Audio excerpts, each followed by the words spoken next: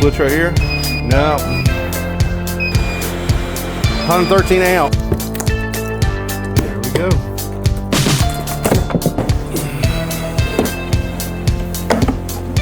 Woo-wee.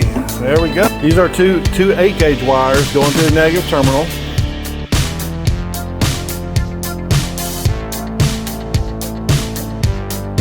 One thing awesome about today is I get to come home and I get to open a brand new battery. Woo!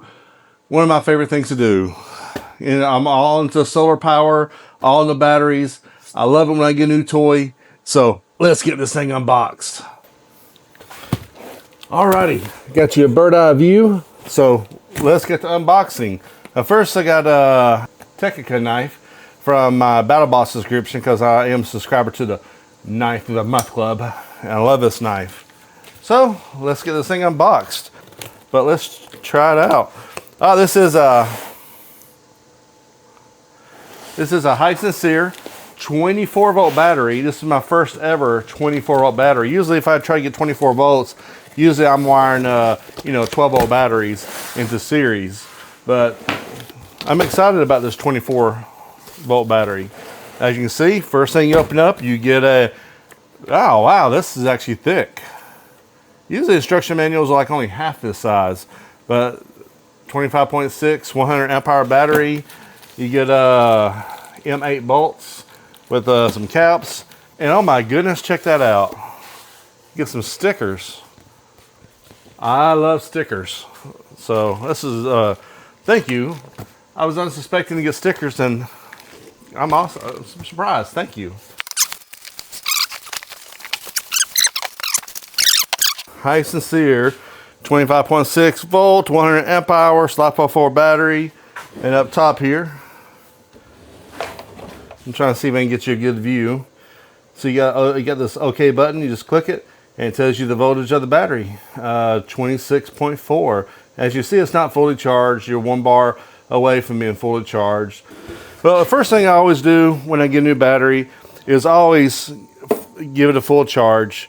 And I'll discharge it, like once or twice before I do a capacity test. My trusty capacity tester right here to test the capacity. So what I'm gonna do now is get this thing hooked up so it could be charging, and I'll get back with you guys pretty soon.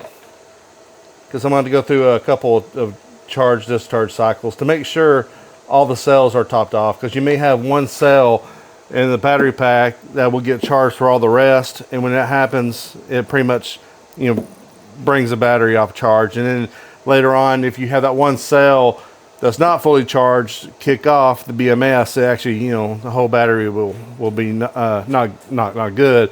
It'll just kick off the whole battery, and usually the balancing doesn't start happening and until later on in the cycle when it's almost fully charged. And then later on, we'll also open it and look at the build quality of it as well. All right, and I got this 12-volt / 24-volt battery charger, which will automatically sense whenever I plug it up. So just now plug it up, wait for it to power on. There we go. And you see right there, 24 volts. And now it is charging on high. 41 degrees Fahrenheit, 26.4 right now. It's putting 7.4 amps into the battery. All right, so let's get this thing charged up all the way, discharge it, charge it back up, and do a capacity test. Come over and check the battery. I put this on early this morning before I left to go to work. I didn't get it recorded because I literally just run it here, take it off the charger. The charger said full, which is the charger as you saw yesterday. Was this one right here. So it said full, so I literally just put this on this morning, reset it all the settings, and you see now it's been running for almost 13 hours. So far we got 73 amp hours out of the battery, and we still got a lot more to go. Right now we have 1923 watt hours, and this is supposed to go to 2560, so we're not too far from that magic number. I was going to guess it will take about, I was guessing about 20 hours, but we'll see what happens. So this has been running now for a while. Let's see what the battery, 26,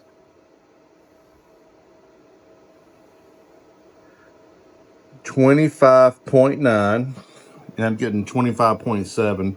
So 29. Oh, look, see, also look, see, it just, that's one thing so far I liked about this company was it seems like they're listening. Like I saw one reviewer talk about this always staying on. So they actually made it now, so this will turn off. Another one I've heard was they used to use M6 bolts. Their viewers hated it, and they upgraded everything to M8 bolts, and they made the screen so the screen doesn't stay on. But yeah, so this is 25.9 before the terminals, and 25.7 after the terminals. So we'll keep this running. And one thing I looked up real quick about the company, I was wanting to say something nice about them, is they've been in business since 2013. So they've been in business now for over 13 years. So it's a pretty reputable company, and not like some other battery companies like those down there. So far, I probably would say with a known company versus those things, which is now the batteries right over there. Sorry for the mess. Been doing a lot of work in the shop.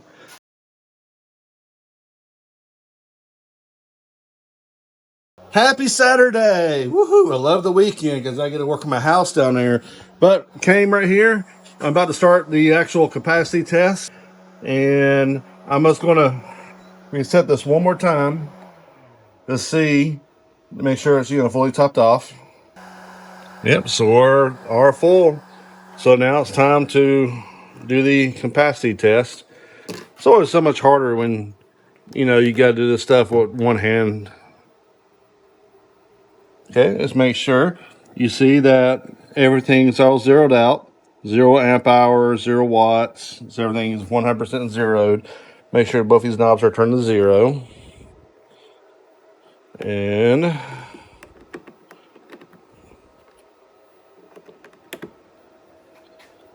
all right, so 27.3. Now I'm gonna be watching this watch right here. I need to keep it around 150.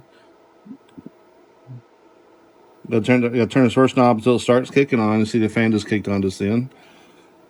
So now I'm just waiting, just slowly creeping up to 150 watts.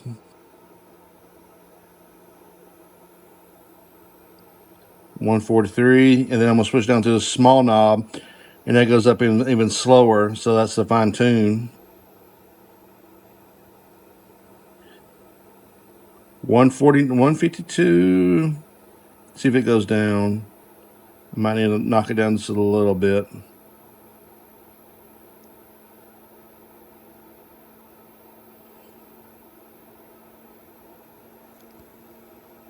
A little bit under is probably what I like to be at. So I'm gonna stop touching it. 149, and we'll see how much capacity we can pull out of this 24 volt. Make sure it's still, well, it creeped up to 150. I'm gonna leave it right there. So pulling about 5.5 amps. All right, I just reached the halfway point to this test, or pretty darn close to halfway, because right now we're at 52 amp hours. So 104 is what I'm expecting, or that's what usually batteries will do. That's what all the batteries I've tested in the past. Like a 100 amp hour battery would reach 104, 104 and a half, 105. I haven't seen anything go over 105. So got some big hopes on this Hysincere 24V battery. So next time I come back, it'll be the finalize of this test. See you like this. Good morning. All right, the test is finally completed. Let's see what we got over here. All right, so yes, we did get over 4% more than what the rated capacity is. So we got 104.9, so close to 105. Really happy to see that. Watt hours is 2715 and 2560. So we have about, not quite 200, but we got about 200 more watt hours. Of course, the test, I knew it was going to take about 20 hours. So actually it was 19 hours, 3 minutes. This battery has performed exactly as it should for Class A EV cells. So it has passed the test. Very good, Hysincere. And so now we're going to start doing the breakdown, and let me get everything situated and we'll start tearing this down and look inside to see what kind of cells are using, the build quality, and all that good fun stuff. Yeah. Okay, before I do the breakdown of the battery, first I want to do some real world testing. 25 volt, the 24 volt battery right here.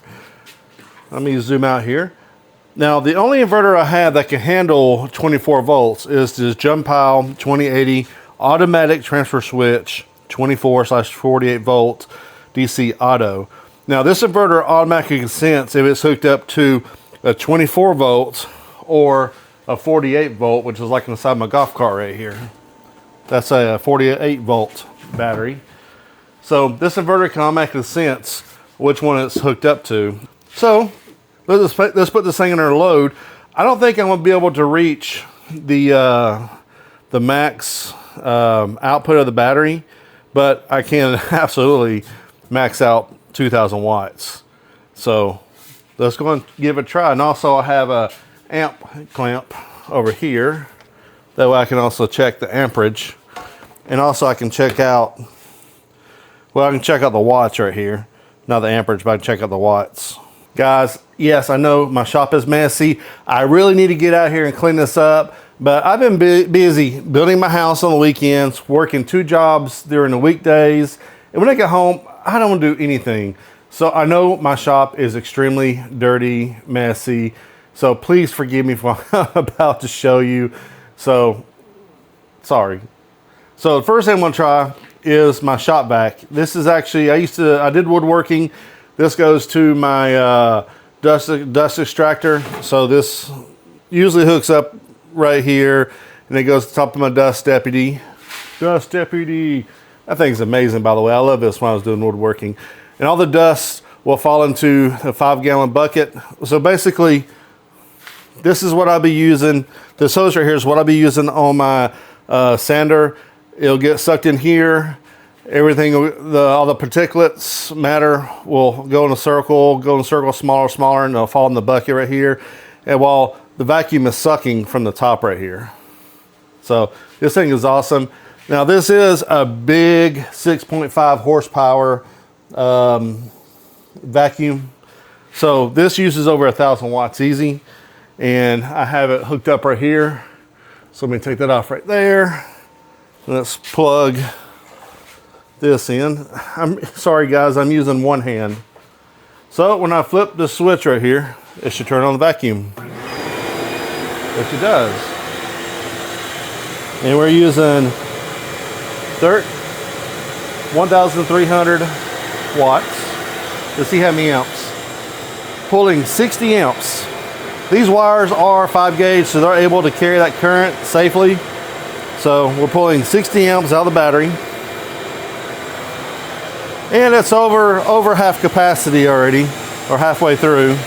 So let's hook something else up. My charger for my golf cart. So my golf cart has a little port right there. It has this built-in, of course, you know, lithium-ion charger, which is over there. So I plugged up my golf cart to charge, and it's using 1,000 watts, right around 1,000 watts to charge my golf cart. So let's see, it's 44 amps to charge the golf cart. So I guess let's see how much overcurrent, because I know when I turn on the dust extractor, or my vacuum, that's going to put 2,400 and something. And plus the battery is not really fully charged either. So we'll see if it could handle it. I'm going to flip the switch right here. No. And of course, overload protection.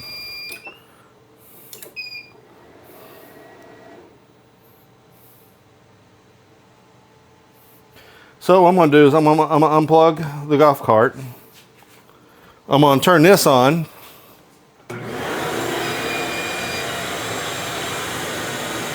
And then I'm going to plug up the charger, and it's going to slowly creep up.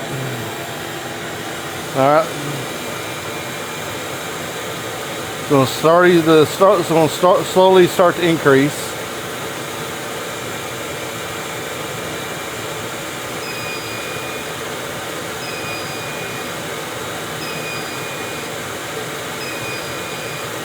The inverter's not happy, but it's still holding. How many amps is it doing? Oh, it's an overload on the amp clamp.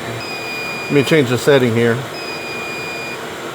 So 112 amps. That's actually, this wire won't be able to support this voltage continuously, but right now it's all holding.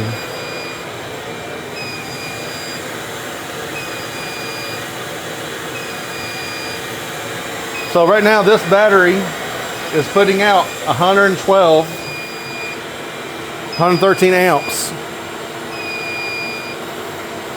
Can't go any more than that. All right, let's see what happened here.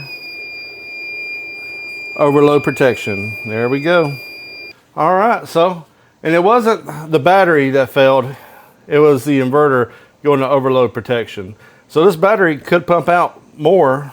I wish I could have something to, to see how much I could get out of this battery continuous.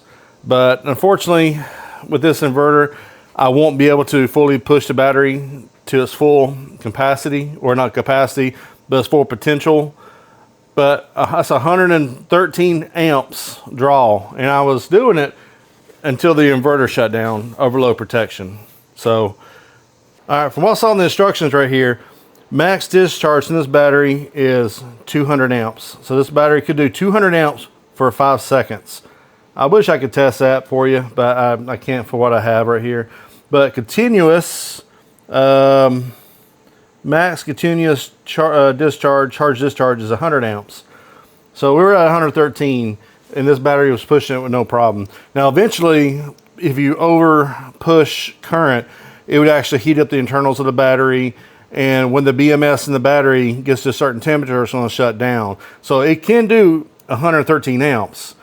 But the question is, for how long? It can do it for an hour, 2 hours. Eventually the heat's going to build up because the wires inside the case, we'll find out in a second on what kind of wires they got going to the terminals. But I guarantee it's probably going to be a double 6 to the negative and a 5 for the positive. And if that's the case, a positive wire is going to start heating up, and it's going to put out heat.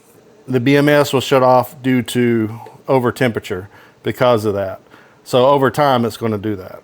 All right, if you guys watched my other video on how I tore down some other batteries I have, I'm going to do the exact same thing by using just a flat blade screwdriver, a hammer time.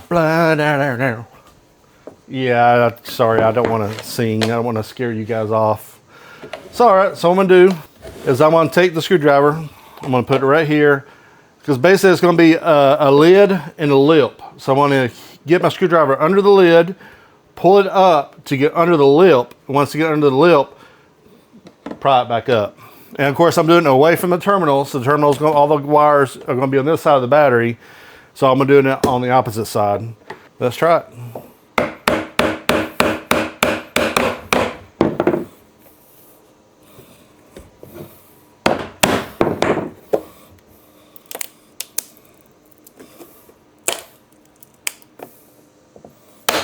Ooh, that went right in.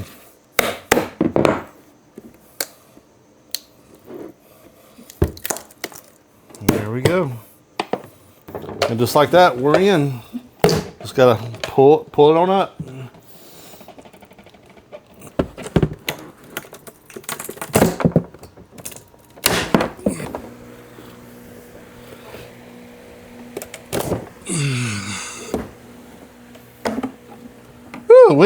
There we go.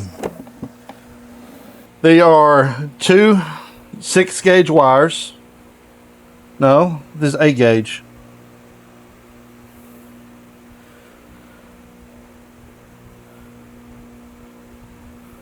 I was wrong. These are two 8-gauge wires going to the negative terminal, and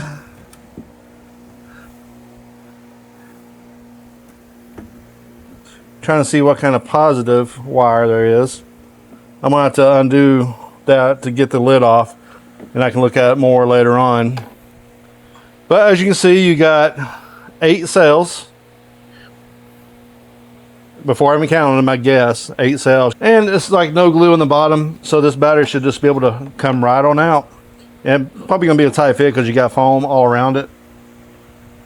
High density foam. But let me go and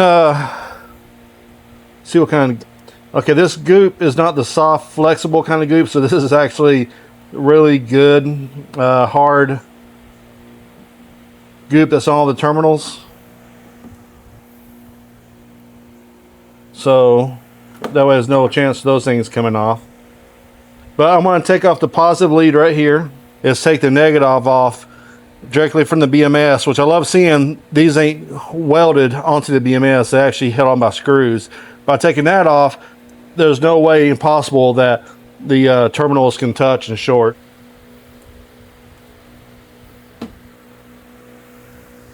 All right, so I don't have to worry about that even touching, so I'm happy about that.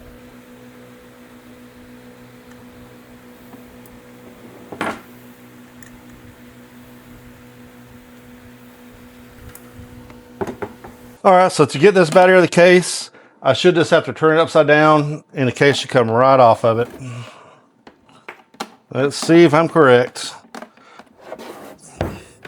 Well, I didn't even have to get upside down. The battery just popped on out. All right, let's see what we have here on the side. As you can see, the battery is just laying on the side. As you can see, all the positive and negatives are on the side over here. It is wired in series. So like each time it multiplies cell voltages. Welded bus bars. Just looking to make sure if all the welds are in the middle. This one might be a little off, but I also like they have a machine screw as a balance lead. It is put down with that goop. So all the welds look good. I also like they actually have all the vent. Make sure nothing's blocking. No, everything looks good there. And let's check the balance. Let's check the temperature sensors. Okay. And it is, looks like, yep, it is glued directly to the cell. Love to see that. And what about compression? 2 things of fiber tape compressing the cells together. That's not really compression, but of course I think where they're depending on all these hard foam pads on each side and the box itself for compression with the lid. So that's what they're using it for compression. How many temperatures? Here's another temperature sensor. It is glued directly to the cell in the middle. So you got one on the side and one in the middle. So I like that. And of course, you'll have a temperature sensor on the BMS itself as well. And let me look at the board to see the BMS, see if there's any identification markers. I do not see any identification markers on the board whatsoever. And of course, they got this block sitting around on top of the heatsink of the BMS. Kind of wish it was like more over here. I don't know why they just could put a thicker block over here and leave this open. Because that is actually, I was kind of wondering, are they depending on that to hold down the BMS? But they're not. This board is actually glued down to this fiber board. Really good. I can't even pull it up. So, but yeah, I wish they would have that over here and have that heat sink. But let's take a look at the cells. Let me get a QR scanner and scan those cells. Now, it doesn't help that this foam pad is right over all the cells. I literally pulled this one off. I'm trying to get this goop off so I can get a cell reading right there. Can't do it yet, so I have to keep cleaning that. So yes, I was able to use some WD-40 and I was able to spray it right on there and then kind of like get the gunk away. And yes, they are 100 amp hour and they were manufactured in just January of this year. So it means these cells are only 8 months old. That's good. As long as they're around a year or less, you're good to go. All right, so now we're going to check the high temperature protection and low temperature protection. I've already untaped, unglued. This was actually glued onto the cell right there. So I've already unglued it and I already freed it from the tape to see. And I got it charging right now. And we're going to see if I heat this sensor up, is it going to cut the charging? There we go. Now let me cool it back down. There we go. And then we're going to dump it in this cup full of ice. And right now the ice is 22, 24 degrees. So we did add a little salt water to make it below freezing in there. And let's see if it stops charging. And there we go. So it tells me that this battery does have low temperature protection and high temperature protection. And I've seen a lot of batteries out there who have their setting like below 0. This right here tells me that they actually have their settings correct in this BMS. So good job. So now let's get this battery all back together, make it look like it never ever happened. Do I recommend the battery? Absolutely. All the settings in the battery are correct. It stops charging when the temperature gets certain and also has low temperature charging. So would I get this battery? Absolutely. It's the only thing I don't like is I wish it had this pad over here. That way the heatsink could be fully used. But other than that, I don't see anything wrong with this battery. They were honest about the cells and I give it an A. If you guys want to pick up a 24-volt battery like this right here, look in the description. I'll have a code for you. That way you can buy it there. They also sell more than just 24 volt. They also got 12 volt, 48, golf cart. I think they have 36. I have seen them also have sodium ion batteries, but I haven't seen them for sale, but I've seen people who tested them and things like that. So if you guys want to get your hands on one of these batteries, look in the description below. And until then, I'll see you guys later. See ya.